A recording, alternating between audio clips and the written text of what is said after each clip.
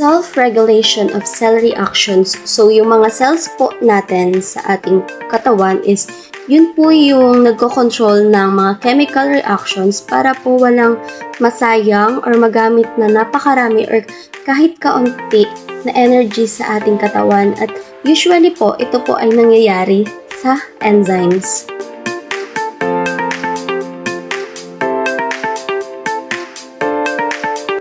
Certain chemicals interfere with the enzymes and make them not work as well. This is called enzyme inhibition, and the chemicals that cause it are called inhibitors.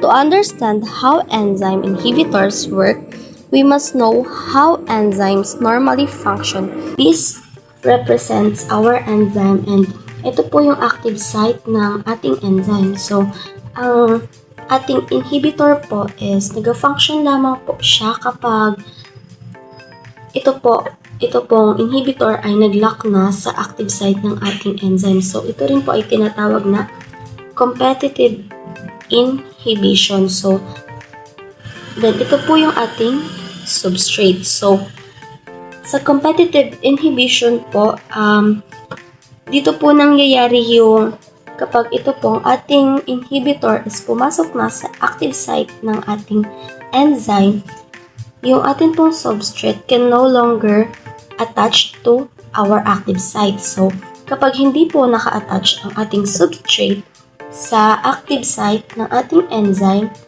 hindi po magkakaroon ng reaction at hindi po makakagawa ng product.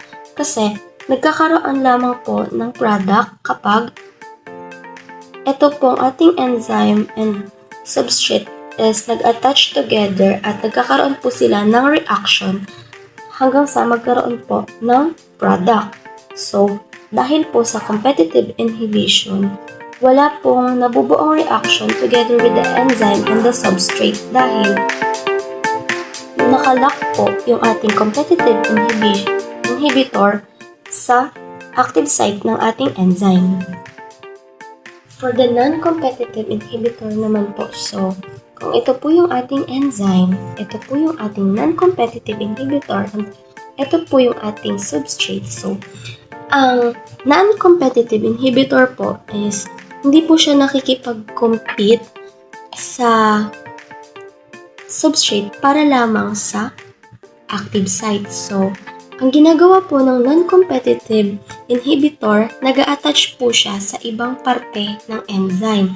So, kapag nag-attach po ang ating non-competitive inhibitor sa ating enzyme, nasisira na po ang ating active site, or it is also known as the allosteric site. So, kapag po nagbago na yung shape ng ating active site or ng active site ng ating enzyme, yung ating pong substrate is hindi na po siya pwedeng mag-bind together with the enzyme. So, hindi na po makakabuo rin ng product or wala na pong magiging reaction dahil hindi na po fit to bind yung ating active site ng enzyme sa ating substrate.